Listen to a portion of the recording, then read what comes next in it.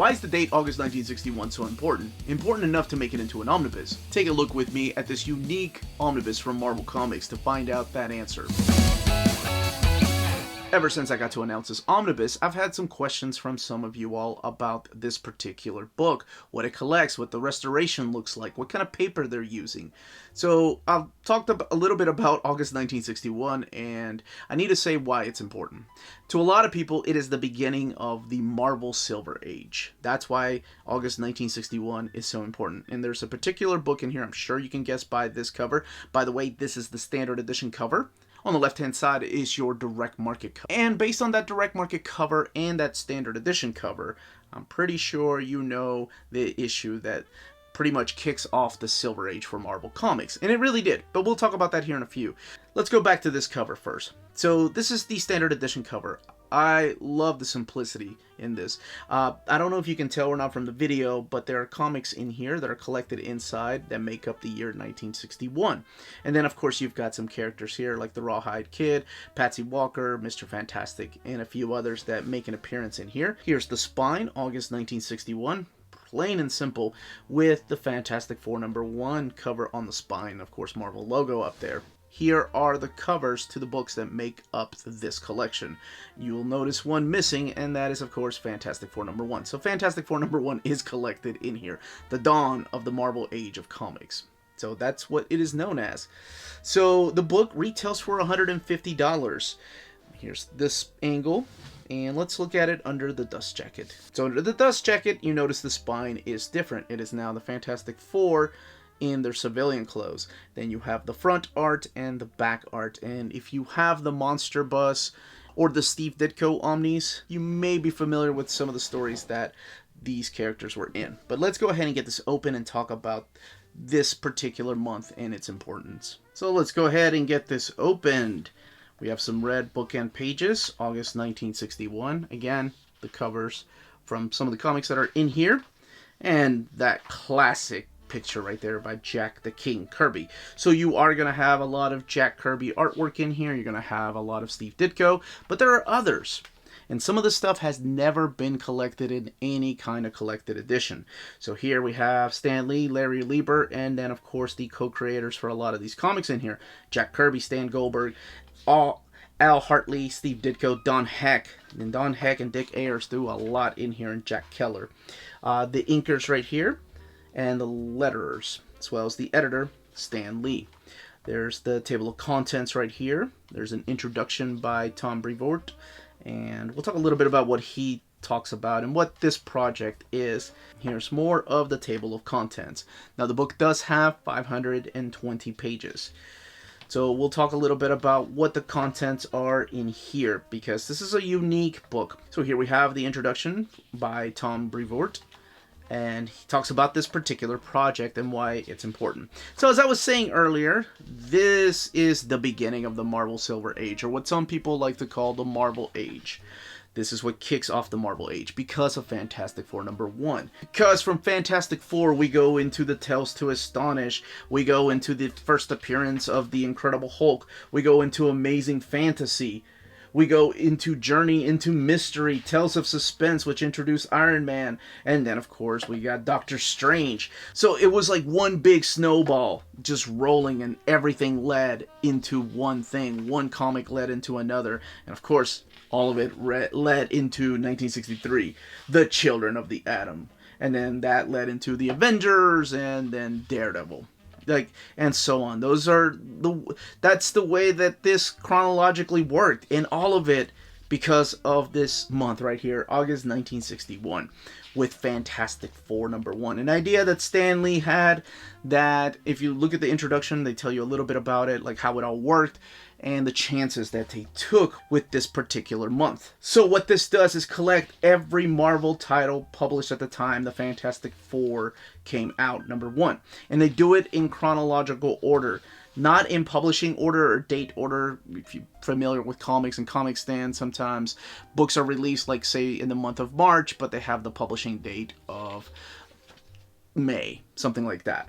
So this collects Kathy #13, Amazing Adventures #6, Journey into Mystery 73 and 74, Life with Millie #13, Patsy Walker #97, I've never read a single issue of Patsy Walker. I've only known her as Hellcat, and that's a completely different story. Tales to Astonish number 25, Kid Colt Outlaw 101, which makes me wish there was a complete collection of all these westerns released in some kind of format. Tales of Suspense number 23, Strange Tales number 90, Millie the Model number 105, Linda Carter Student Nurse number 2, The Fantastic Four number 1, of course, Love Romances number 96, Amazing Adult Fantasy number 7, Gunsmoke Western 67, Teenage Romance number 84, Rawhide Kid number 25, and Patsy and Hetty number 79.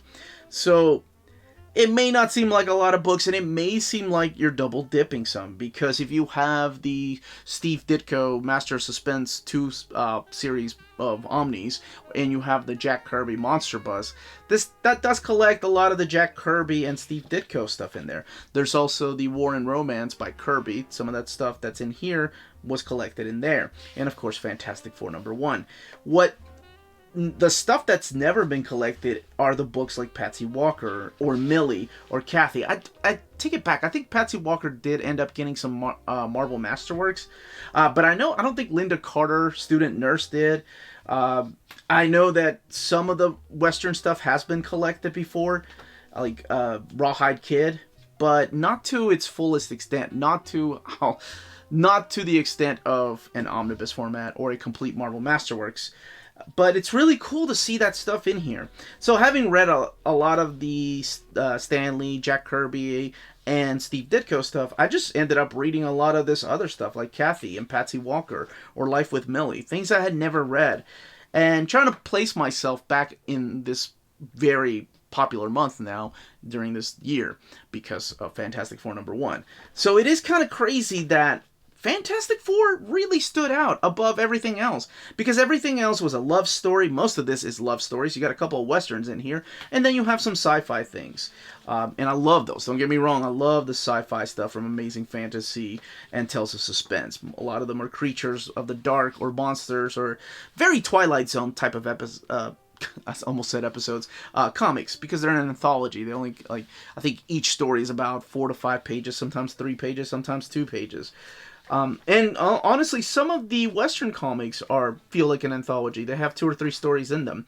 But for example, you have Tales of Suspense here, with the very first story just being 6 to 7 pages. And because it's an anthology, you have the next story starting, and this one is about 5 to 6 pages long. But that's what people were used to. That's what kids were used to reading back then. And then we had Fantastic Four. And the reason this came out, if you read the introduction or if you know just a little bit about comic book history, was because of the sales of something called the Justice League. So Stan Lee had this idea for a team of superheroes. And this began the superhero age for Marvel Comics. If not for Fantastic Four, like I said, we wouldn't have things like the X-Men. So the reason this book sold so well was because people were interested in it back then. People wanted more of this particular stories. So much so that eventually the Western tales went away, the love stories went away, the suspense stories, the creature stories, all of those ended up going away to be replaced by superheroes. It's kind of sad, but it happens, right? If you look at the history of comics, you see the rise and fall of EC Comics or Creepy and Eerie magazines. You see the sales go up and down. You see the Age of Heroes was there, the 30s and 40s, and then they kind of took a big dive after that, after World War II. There's a whole study in classes based on these things, why comics go up and down and the sales go up and down. But it's really cool to see it from the perspective of people that were reading these anthologies to go and read something like the Fantastic Four. That's, to me, it's just really cool. So this is a really interesting collection. It's a beautiful collection. Because we've seen collections before of like issue number 1s. So we've seen like Marvel in the 90s number 1s. Or Marvel in the 80s number 1s. We've seen DC with the New 52 number 1s. We've seen creator-centric books, both at Marvel and DC. But this is the first time we've seen a book just focus around a specific month. But this is the first time we've seen an omnibus just focus around a specific month. Because the month is so important to the world of Marvel Comics. Now, I wonder if they continue to do this, if they'll ever do something like the debut of Spider-Man. But yeah, that would be pretty interesting to see. Now, one thing I wanted to do is just do a quick little comparison. This is my Fantastic Four Omnibus Volume 1 when I had to rebuy it because it had a new logo up at the top. So this is the second printing. And I just wanted to do a quick comparison on what the artwork looks like, the colors, because one thing I haven't stated yet is the type of paper they're using for this particular book. The book feels really light, not just because it's 520 pages, but this particular paper, it's not glossy paper, and it's not matte paper, but it's somewhere in between, and I wish I knew what the term was, but I don't, but it's somewhere in between, and it's thicker than a lot of the iMac printer paper that they've used, and this is printed at the iMac printer. Just a quick comparison again, I got my Omnibus sitting on top of the 1961 Omnibus, but the art, the colors seem a little bit more duller in the 1961 Omnibus, just of course on the Fantastic Four #1, it's the only one I can compare it to. And just a couple more pages for a comparison. You can tell the colors are a little darker here on my Omnibus than the 1961 Omnibus. Just a little bit. And then the opposites page. And it's just a trick of the eye. It looks like my Omnibus is bigger than the 1961 Omnibus. It is thicker though because, well, this holds 35 plus comics in here. And it's using the old thick paper that they used to use. But whatever paper they're using here, I really like it. It makes the artwork stand out. You can tell the differences mainly in the colors. But the restoration on the rest of the book is just jaw-dropping.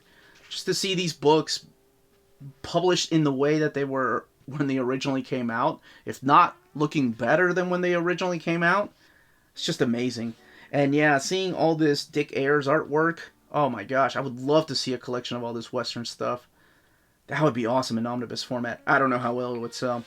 But let's look at the extras, because in the back here, we do get a little bit of extras. We've seen this before. This is the Fantastic Four #1. This is the plot synopsis.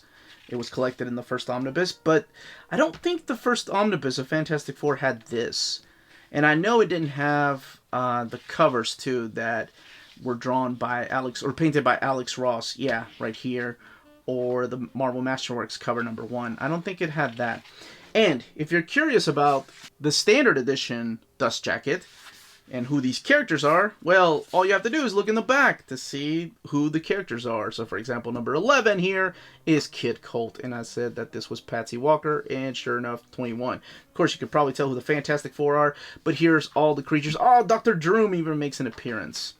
And then, of course, the Four logo. Let's talk about this binding, because I've talked about the paper. There's your eye for this book that is 520 pages.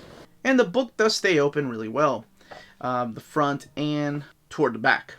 But that, as they say, is that. If you're interested in purchasing this book, don't forget to check out our sponsor, cheapgraphicnovels.com, your online home for brand new graphic novels and collected editions up to 50% off cover price. They pride themselves on packaging your books so they arrive safely in an excellent condition, as well as prompt and helpful service. Check out the bargain deals for up to 90% off cover price. CGN is excited to announce that they are now taking pre-orders. They're making it easier for you to ensure that you don't miss out on the hottest releases. CGN is currently running a special promotion for your Minties. If you're a first-time customer, let them know that you were referred by Near Mint Condition at the checkout, and you'll receive a credit for free shipping on your next order. This promotion is valid for U.S. customers only. Cheap Graphic Novels, your source for the hottest books with the kind of deep discount and quality shipping and customer service that will keep you coming back for more. And that was the content, the page count, and the build of this omnibus.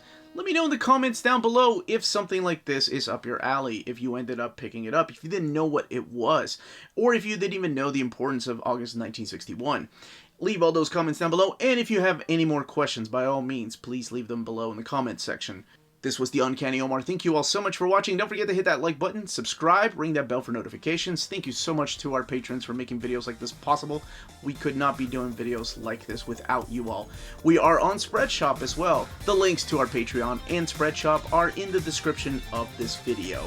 More importantly, everyone stay healthy, stay safe out there, and much love.